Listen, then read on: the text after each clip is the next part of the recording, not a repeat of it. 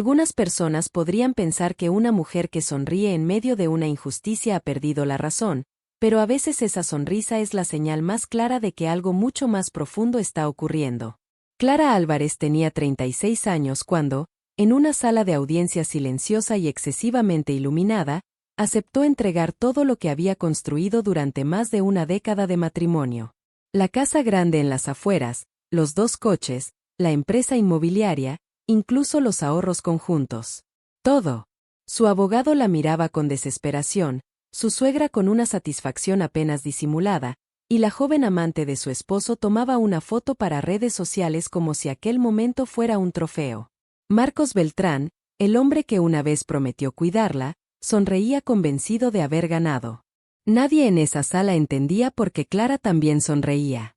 Así que, antes de que te acomodes del todo y te dejes llevar por esta historia, tómate un momento para darle like al video y suscribirte al canal, pero solo si de verdad disfrutas lo que hago aquí. Y si estás escuchando ahora mismo, deja un comentario diciendo desde dónde nos ves y qué hora es allí. Ahora, escucha y comencemos juntos el viaje de la historia de hoy. Todo había empezado mucho antes de ese juicio. O tal vez siempre había estado ahí y Clara simplemente no quiso verlo. 8 años atrás, cuando se casó con Marcos, tenía 34 y él 37. Él era carismático, ambicioso, con un discurso fácil sobre negocios y futuro. Ella, contadora de profesión, era metódica, tranquila, y creía que el amor también podía ser una sociedad justa. Al principio, así lo parecía. Compraron una casa más grande de lo necesario en un barrio residencial respetable, uno de esos lugares donde los vecinos se saludan sin conocerse realmente. Marcos conducía un SUV nuevo cada 2 años. Clara mantenía el mismo sedán compacto, porque todavía funciona, decía él con una sonrisa. Desde la luna de miel, Marcos había establecido las reglas sin levantar la voz. Yo me encargo del dinero, tú de la casa. Así evitamos problemas. Clara aceptó. Venía de una familia donde las discusiones económicas habían destruido cualquier sensación de seguridad, y la idea de no pelear le pareció una bendición. Además, Marcos parecía saber lo que hacía. O al menos eso decía. Antes de que naciera su hijo Mateo, Clara trabajaba a tiempo completo en un despacho contable de tamaño medio. Tenía buena reputación, clientes fieles y un futuro claro. Pero cuando quedó embarazada, Marcos la sentó una noche en la mesa del comedor, con ese tono calmado que usaba cuando la decisión ya estaba tomada. Un niño necesita a su madre en casa. Yo gano suficiente para los 2. Clara dejó su trabajo convencida de que era temporal. Los meses se convirtieron en años. Mateo nació y con él llegó un amor que Clara no sabía que podía existir. 8 años tenía ahora el niño, con el cabello oscuro de su padre y la mirada observadora de ella. Para Clara, Mateo era el centro del mundo. Para Marcos, era una mención ocasional en reuniones, una palabra más en la lista de logros personales. Mi hijo, claro, algún día heredará la empresa, decía, aunque rara vez sabía en qué grado estaba o cuál era su libro favorito. Marcos llegaba tarde cada vez con más frecuencia. Decía que eran reuniones con inversionistas, cenas de trabajo, viajes imprevistos. Su oficina en casa permanecía cerrada. Los estados de cuenta iban directamente a su correo electrónico. Clara tenía una tarjeta suplementaria con un límite modesto, suficiente para el supermercado y poco más. No era violencia explícita, pero sí un control constante, silencioso, que la hacía sentir pequeña sin saber exactamente por qué. Hubo una noche, aproximadamente un año antes del divorcio, que quedó grabada en la memoria de Clara. Mateo había estado esperando a su padre para que le leyera un cuento. 2 horas sentado en el sofá, abrazando un libro de tapas gastadas. Mamá, papá dijo que hoy sí venía temprano. Clara llamó, escribió mensajes, no obtuvo respuesta. Marcos llegó pasada la medianoche, oliendo a un perfume que no era el suyo. Cuando Clara le reclamó con voz cansada, él apenas levantó la vista del teléfono. Estoy construyendo el futuro de esta familia. Mateo lo entenderá cuando sea mayor. Pero el niño no entendió. Y esa fue la primera grieta real. La verdad salió a la luz una noche aparentemente insignificante. Clara buscaba el pasaporte de Mateo para una excursión escolar. Marcos había salido y, por primera vez en años, había dejado la oficina sin llave. El pasaporte estaba donde debía, pero al sacarlo, Clara tocó una carpeta que no reconocía. Sobres con sellos bancarios, avisos en rojo, palabras como vencido y urgente. Su mente de contadora reaccionó antes que su corazón. Abrió uno. Luego otro. Deudas. Muchas. Préstamos atrasados, propiedades hipotecadas hasta el límite, cifras que no cuadraban con la imagen de éxito que Marcos mostraba al mundo. Más de 3,5 millones en compromisos financieros ocultos. Clara se sentó en la silla de cuero de su esposo rodeada de papeles como si fueran pruebas de un delito. No lloró. Fotografió todo con su teléfono, con fechas y horas claras. Después, lo guardó todo exactamente como estaba y salió de la habitación. Esa noche no durmió, pero tampoco entró en pánico. Calculó. A la mañana siguiente llamó a la única persona en quien confiaba sin reservas, Elena, su antigua compañera de universidad, ahora empleada en un banco regional. Elena siempre había dicho que algo en Marcos no le inspiraba confianza. Clara la escuchó por fin. Descubrió que algunas de esas deudas incluían su nombre, con firmas que ella nunca había puesto. Era fraude. Pero Clara pidió paciencia. Necesitaba entender todo el tablero antes de mover una pieza. Durante los 3 años siguientes, Clara vivió en silencio estratégico. Abrió una cuenta de ahorros en otra entidad, guardó pequeñas cantidades cada mes, aceptó trabajos remotos para mantener sus habilidades. Observó cómo Marcos se volvía más descuidado, cómo aparecía una mujer más joven, Lucía, en su vida, presentada como asociada.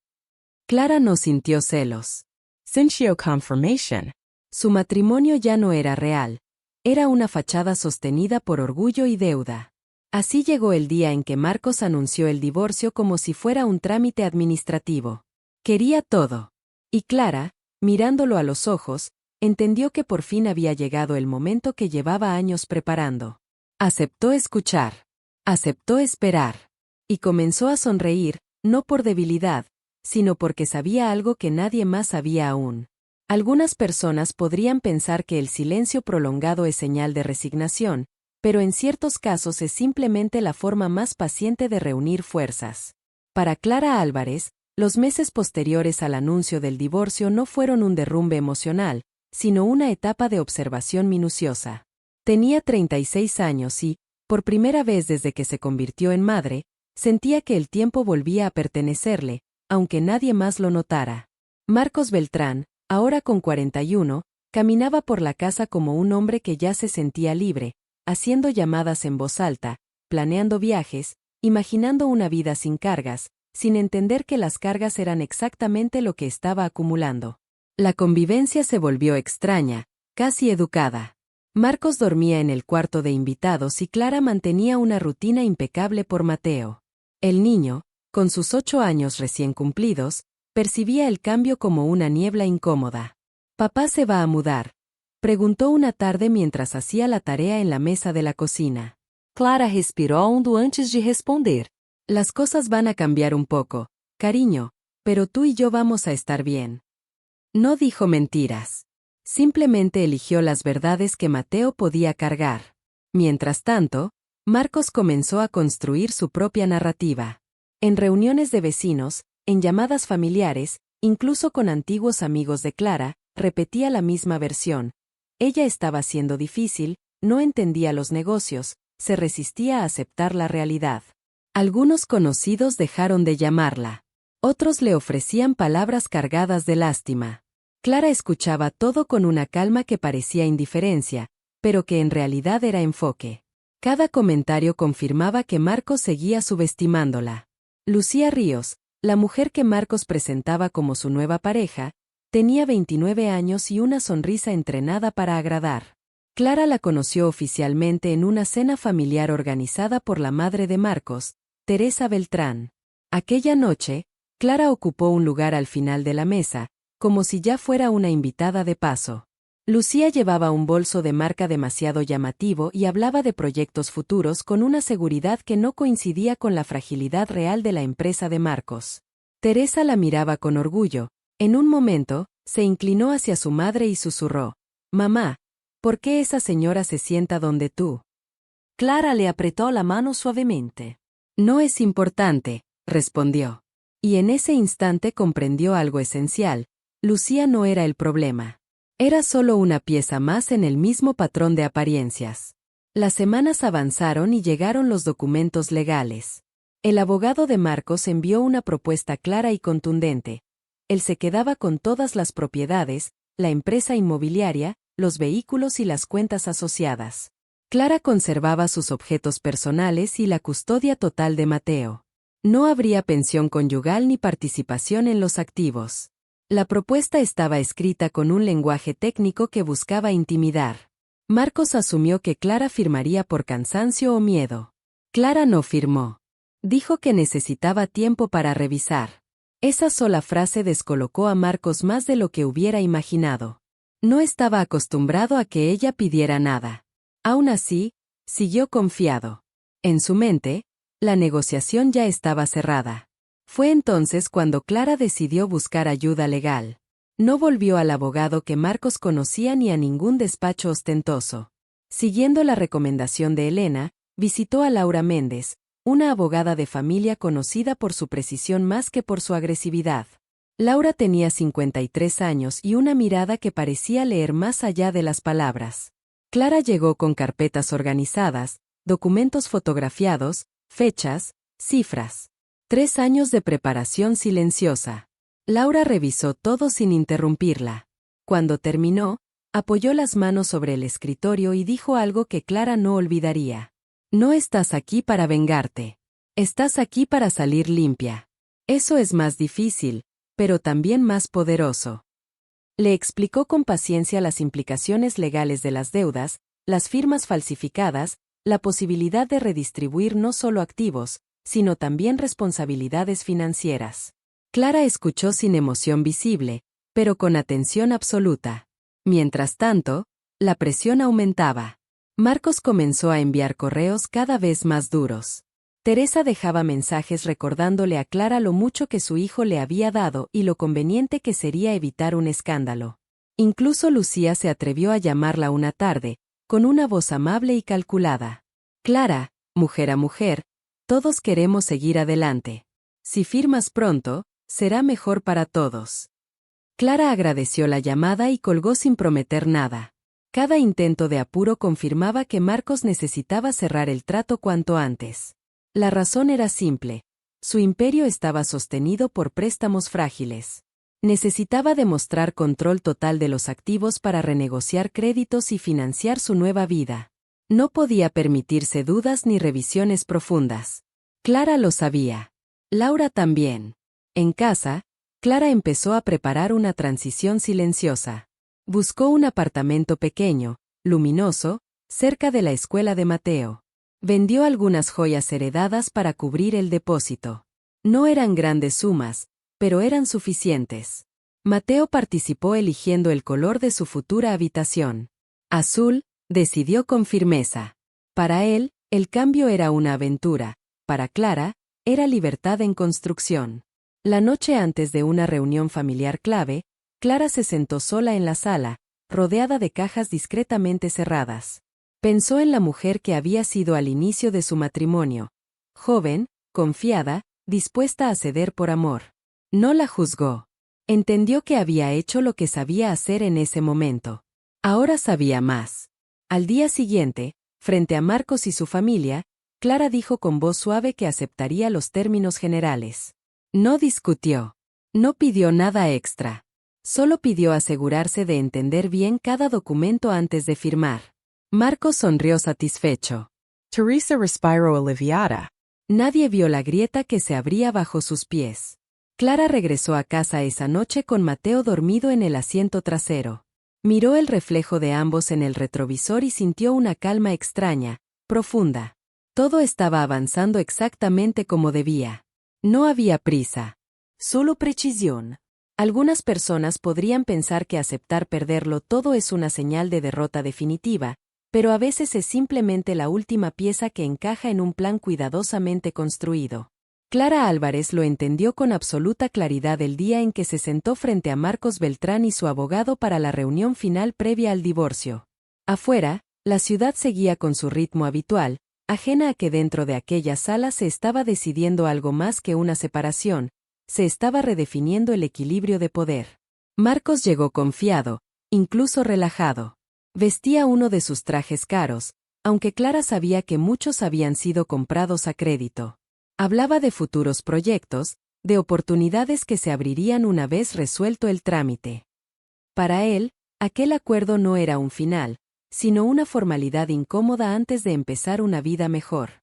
Clara lo escuchaba en silencio, con las manos apoyadas sobre su bolso, donde llevaba copias ordenadas de todo lo que realmente importaba. El abogado de Marcos explicó los términos con voz segura. La casa principal, 2 propiedades comerciales, los vehículos, las cuentas de inversión y la empresa inmobiliaria pasarían íntegramente a Marcos. Clara renunciaba a cualquier reclamación económica adicional.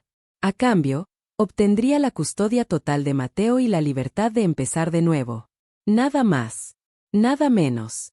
¿Está de acuerdo con lo expuesto?, preguntó el abogado, mirando a Clara como si la respuesta fuera obvia. Clara Asensio Despacio. Sí. Solo quiero asegurarme de que todo esté claramente detallado por escrito. Marcos sonrió, satisfecho. Para él, aquella frase significaba sumisión. No notó cómo su propio abogado se tensaba ligeramente, consciente de que los documentos eran extensos y técnicos. Más de 50 páginas llenas de cláusulas, referencias legales y anexos financieros. Marcos apenas hojeó el índice. Durante los días siguientes, Clara se reunió varias veces con Laura Méndez. Revisaron cada párrafo con calma. Ajustaron cifras, modificaron términos. Donde en el borrador inicial se mencionaban deudas por 3,5 millones, Laura recomendó actualizar el monto exacto, que ya superaba los 4,100,000. No por crueldad, sino por precisión. Todo debía ser transparente, verificable, legal. La clave estaba en una cláusula específica, la asunción total de pasivos vinculados a los activos. En lenguaje sencillo, quien se quedaba con las propiedades y la empresa también se quedaba con todas las deudas, préstamos, hipotecas y obligaciones asociadas. No era una trampa, era una opción legal perfectamente válida. Clara no ocultó nada. Simplemente dejó que Marcos hiciera lo que siempre hacía, no leer con atención. El día de la firma llegó acompañado de una presión constante. Marcos enviaba mensajes insistentes. Teresa llamaba recordando lo mejor para Mateo. Incluso Lucía volvió a aparecer, hablando de viajes planeados, de una casa nueva cerca del centro, de lo importante que era cerrar esa etapa incómoda. Clara respondía poco y con educación. Su calma desconcertaba a todos. La mañana de la audiencia final, Clara dejó a Mateo con Elena. Lo abrazó un poco más de lo habitual. ¿Todo va a estar bien?, preguntó él. Sí, respondió ella sin dudar. Todo va a estar bien. El juzgado no era tan imponente como Clara había imaginado. Madera clara, luces frías, bancos casi vacíos. Marcos ya estaba allí, acompañado de su abogado, de Teresa y de Lucía, que ocupaba un lugar visible entre el público. Clara entró con Laura a su lado. No intercambiaron saludos.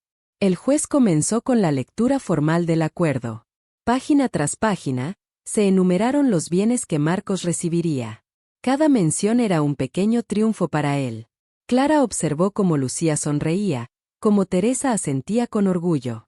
Cuando el juez preguntó si ambas partes comprendían y aceptaban los términos, Marcos respondió sin dudar. Por supuesto. Sé exactamente lo que estoy firmando. El juez levantó la vista. Señor Beltrán, este acuerdo incluye la renuncia expresa a una auditoría financiera independiente. ¿Confirma que no la considera necesaria? Así es, dijo Marcos con un gesto impaciente. Conozco mis números.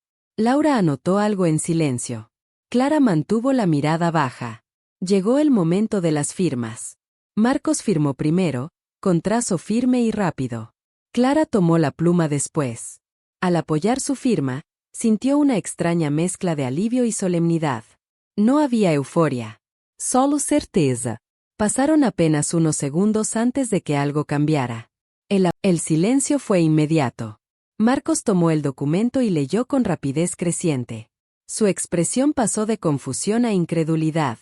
Esto dice que yo soy responsable de todo, murmuró. Así es, respondió Laura con calma. Tal como se detalla en el acuerdo que firmó voluntariamente. Marcos miró a Clara, buscando una explicación, una negación, cualquier cosa. Ella lo miró por primera vez en toda la mañana, sin rencor, sin triunfo. Te quedas con todo, dijo simplemente. Eso es lo que querías. El juez aclaró la garganta. El acuerdo es válido. Las partes confirmaron su comprensión y renunciaron a revisiones adicionales. Este tribunal no puede anularlo. Lucía se levantó de golpe. ¿De qué deudas estamos hablando?, preguntó con voz aguda. Nadie respondió. Teresa tomó su bolso y salió sin mirar atrás. Marcos permaneció de pie, inmóvil, como si el suelo se hubiera movido bajo sus pies. En ese instante, Clara comprendió algo importante: no sentía alegría. Sentía cierre. La historia que la había mantenido atrapada durante años acababa de terminar. Cuando salió del juzgado, el aire le pareció más ligero. Caminó despacio hacia la puerta, consciente de cada paso. No miró atrás. No lo necesitaba. Algunas personas podrían pensar que la justicia siempre llega con ruido, con gritos o celebraciones visibles, pero muchas veces se manifiesta en silencio, como una puerta que se cierra suavemente detrás de ti. Para Clara Álvarez, los meses posteriores a la audiencia no estuvieron llenos de euforia, sino de una calma nueva que aprendía a reconocer poco a poco. Tenía 36 años, un apartamento modesto y un hijo de 8 que empezaba a reír con más facilidad. Eso era suficiente. La caída de Marcos Beltrán no fue inmediata, pero sí constante. Las noticias llegaron a Clara de manera fragmentada, casi como rumores lejanos que ya no le pertenecían. Elena, siempre discreta, le contó que la casa grande se había puesto en venta por una cifra inferior a la que Marcos esperaba. Aún así, no alcanzaba para cubrir todas las hipotecas. Las propiedades comerciales fueron absorbidas por los bancos. La empresa inmobiliaria, que durante años había sido presentada como un símbolo de éxito, se declaró insolvente pocos meses después. Marcos intentó resistir. Buscó nuevos préstamos, renegoció plazos, llamó a antiguos contactos. Pero sin la imagen de prosperidad que lo había protegido durante años, las puertas se cerraban una tras otra. Lucía desapareció de su vida casi con la misma rapidez con la que había llegado. Según supo Clara, se mudó a otra ciudad y borró cualquier rastro de aquella relación de sus redes sociales. Teresa dejó de llamar. El orgullo herido era más fuerte que cualquier deseo de reconciliación. Clara observaba todo desde la distancia, sin satisfacción ni culpa. Había aprendido algo importante: no todo desenlace necesita un comentario. Mientras el mundo de Marcos se encogía, el suyo empezaba a expandirse de formas pequeñas pero sólidas. El apartamento que había alquilado se convirtió en hogar. Pintaron juntos las paredes, colgaron dibujos de Mateo en la nevera y compraron muebles de segunda mano que, curiosamente, resultaban más cómodos que los antiguos. Clara volvió al trabajo a tiempo completo en un despacho contable que valoraba la precisión y la constancia. Su salario no era espectacular, pero era estable, y por primera vez en años, ella sabía exactamente de dónde venía cada cifra y a dónde iba. Esa claridad le daba una tranquilidad que nunca había tenido en su matrimonio. Por las noches, cuando Mateo hacía la tarea en la mesa pequeña de la cocina, Clara revisaba apuntes de un programa de certificación profesional que había decidido iniciar.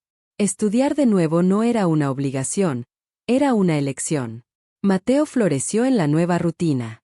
Hizo amigos en la escuela, se unió a un equipo de fútbol del barrio y dejó de preguntar por qué su padre no estaba. No porque Clara evitara el tema, sino porque el vacío dejó de doler.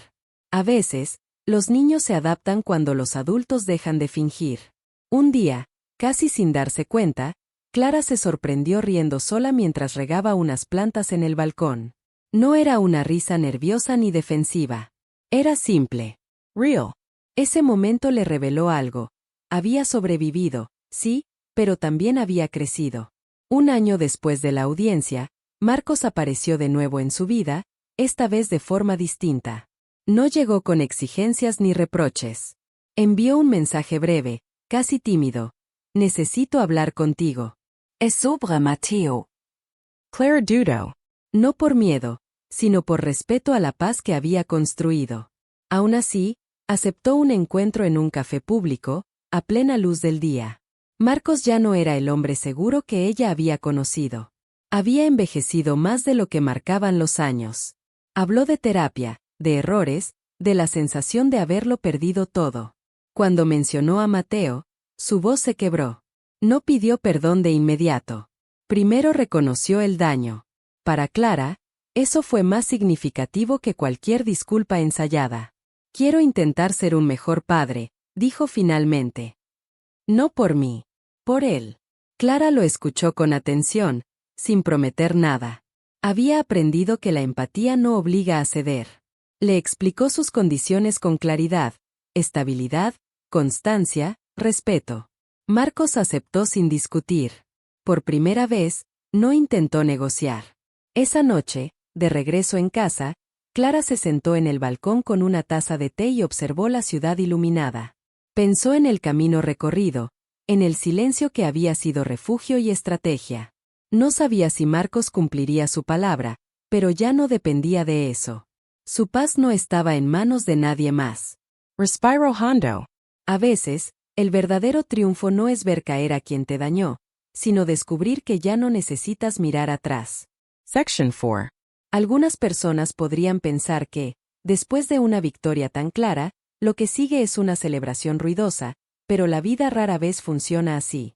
Para Clara Álvarez, los meses posteriores al juicio fueron sorprendentemente silenciosos. No hubo brindis, ni discursos, ni sensación de triunfo. Solo una calma nueva, frágil al principio, que fue tomando forma día tras día. Tenía 36 años, un apartamento pequeño pero luminoso y a Mateo, de 8, durmiendo tranquilo en la habitación de al lado. Nada más. Nada menos. Las consecuencias del acuerdo no tardaron en hacerse evidentes. Clara no las buscó, pero llegaron igual, como ecos lejanos de una historia que ya no era suya. Elena, siempre cuidadosa con sus palabras, le contó que Marcos Beltrán había intentado vender la casa familiar por una cifra inferior a la esperada. Aún así, el dinero no alcanzó para cubrir las hipotecas acumuladas. Las propiedades comerciales pasaron a manos de los bancos una tras otra, y la empresa inmobiliaria, aquella que Marcos presentaba como su gran legado, entró en un proceso de liquidación pocos meses después. Marcos intentó mantener las apariencias todo lo que pudo. Buscó nuevos socios, habló de reestructuraciones, prometió pagos que ya no podía cumplir. Pero sin el respaldo real de activos sólidos, su discurso dejó de convencer. Lucía Ríos desapareció discretamente de su vida, mudándose a otra ciudad y eliminando cualquier rastro público de la relación. Teresa, su madre, dejó de llamar. El orgullo herido no admite testigos. Clara observaba todo desde lejos, sin satisfacción ni rencor. Había algo más importante ocupando su atención, la reconstrucción de su propia vida. El apartamento que al principio había sentido provisional se convirtió, poco a poco, en un hogar. Compraron muebles sencillos de segunda mano, pintaron las paredes juntos y colgaron dibujos de Mateo en lugares visibles. Cada pequeño cambio era una afirmación silenciosa de independencia. En lo profesional, Clara regresó a la contabilidad a tiempo completo. El salario era modesto, pero estable, y por primera vez en años sabía exactamente cómo se movía cada moneda. Ya no había secretos, ni correos ocultos, ni decisiones tomadas a puerta cerrada. Por las noches, mientras Mateo hacía la tarea, ella estudiaba para una certificación profesional que había decidido retomar. No lo hacía por ambición, sino por coherencia consigo misma. Mateo también cambió. Se adaptó a la nueva escuela, hizo amigos y empezó a hablar menos de su padre. No porque Clara evitara el tema, sino porque el vacío dejó de ser central. A veces, cuando los adultos dejan de fingir, los niños encuentran su propio equilibrio. Un año después del juicio, Marcos volvió a aparecer en la vida de Clara. No con amenazas ni exigencias, sino con un mensaje breve: necesito hablar contigo. Es sobre Mateo. Para Clara, eso fue más significativo que cualquier disculpa elaborada. Quiero intentar ser un mejor padre, dijo finalmente. No para demostrar nada. Para hacerlo bien. Clara escuchó con atención y expuso sus condiciones con claridad: estabilidad, constancia, respeto absoluto. Marcos aceptó sin discutir. Por primera vez, no intentó negociar. Esa noche, ya en casa, Clara se sentó en el balcón con una taza de té y observó la ciudad iluminada. Pensó en la mujer que había sido y en la que era ahora. Comprendió que la verdadera libertad no había llegado con la caída de Marcos, sino con la certeza de que su paz ya no dependía de nadie más. Algunas personas podrían pensar que el final de una historia llega cuando todo se resuelve, cuando las deudas se pagan o cuando las heridas dejan de doler, pero en realidad el verdadero final aparece cuando uno aprende a vivir sin esperar nada a cambio. Para Clara Álvarez, ese entendimiento no llegó de golpe, sino como una conclusión serena después de muchos pequeños gestos cotidianos. Habían pasado casi 2 años desde el divorcio. Clara tenía ahora 37 años y una rutina que ya no sentía frágil. El apartamento seguía siendo sencillo, pero estaba lleno de señales de estabilidad: una agenda ordenada sobre la mesa, plantas que crecían con constancia y un calendario escolar colgado en la pared. Mateo, ya de 9 años, se había convertido en un niño seguro, curioso, con preguntas propias y silencios tranquilos. El acuerdo con Marcos sobre las visitas se había mantenido con cierta regularidad. No era perfecto, pero era honesto. Marcos cumplía, llegaba a tiempo, escuchaba más de lo que hablaba. Clara observaba sin intervenir, consciente de que no todo podía controlarse. Había aprendido a distinguir entre responsabilidad y sacrificio innecesario. Esa diferencia le había cambiado la vida.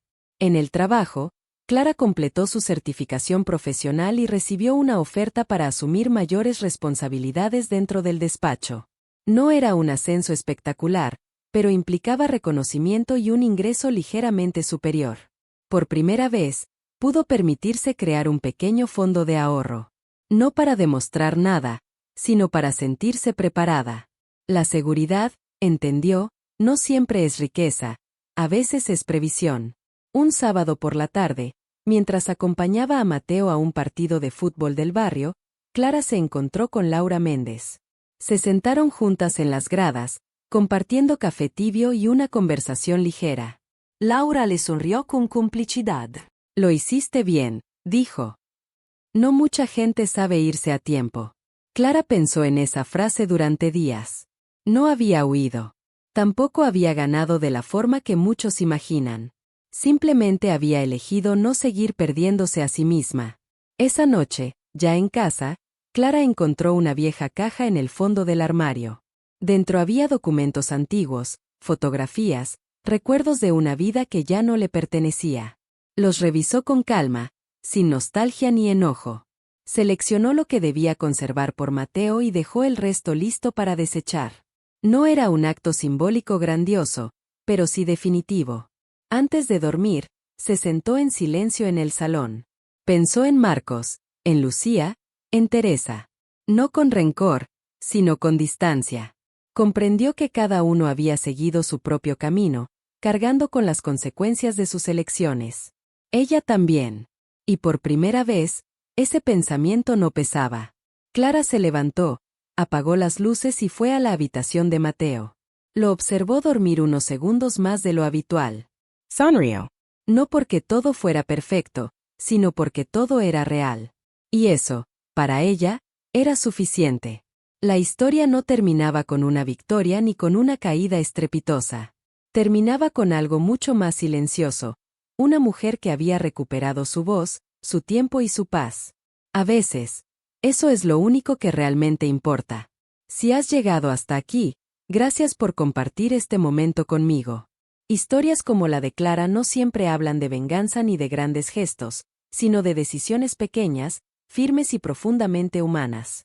Nos recuerdan que soltar no es rendirse, que el silencio también puede ser una forma de fortaleza y que reconstruirse no requiere permiso de nadie. Si esta historia te hizo reflexionar, relajarte o simplemente acompañarte en este momento del día o de la noche, te invito a darle like al video y a suscribirte al canal. Eso ayuda mucho más de lo que imaginas y permite que sigamos compartiendo relatos tranquilos, pensados para desconectar y respirar un poco mejor. Me encantaría leerte en los comentarios. Dime desde dónde estás escuchando y qué parte de la historia resonó más contigo. A veces, compartir una frase o una sensación es suficiente para no sentirse solo. Gracias por quedarte hasta el final. Descansa, cuídate y recuerda que siempre hay nuevas historias esperándote, aquí, cuando las necesites.